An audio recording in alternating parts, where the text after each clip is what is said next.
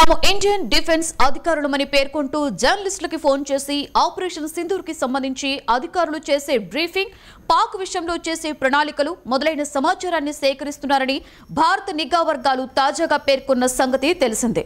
ఈ సమయంలో తాను పీఎంఓ ఉద్యోగిని అంటూ ఫోన్ చేసి ఐఎన్ఎస్ విక్రాంత్ గురించి ఆరా తీశాడు ఒక వ్యక్తి.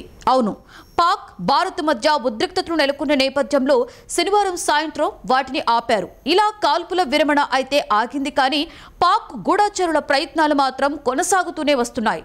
ఈ సమయంలో కొచ్చి నావల్ బేస్ కి అనుమానాస్పద కాల్ ఒకటి వచ్చింది. ఇందులో భాగంగా కోజికోడ్లోని ఎలాతూర్కు చెందిన ముజీర్ రెహమాన్ అనే వ్యక్తి ఫోన్ చేసి ఐఎన్ఎస్ విక్రాంత్ ఎక్కడుందో చెప్పాలి అని తాను ప్రధానమంత్రి కార్యాలయం నుండి ఫోన్ చేస్తున్నట్లుగా చెప్పాడు.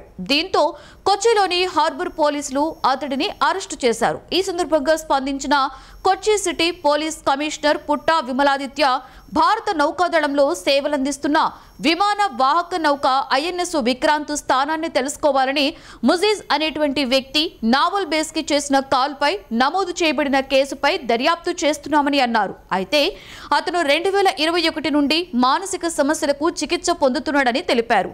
ఆదివారం రాత్రి అతడిని కోజికోడ్లోని ఎలాతూరులో అదుపులోకి తీసుకున్నట్లుగా తెలిపారు. అతను శుక్రవారం ఉదయం 9:15 కొచ్చి నావికా స్థావరం దగ్గరలోకి వచ్చి అక్కడ నుండి అధికారిక నెంబర్ కి కాల్ చేసినట్లుగా చెబుతున్నారు.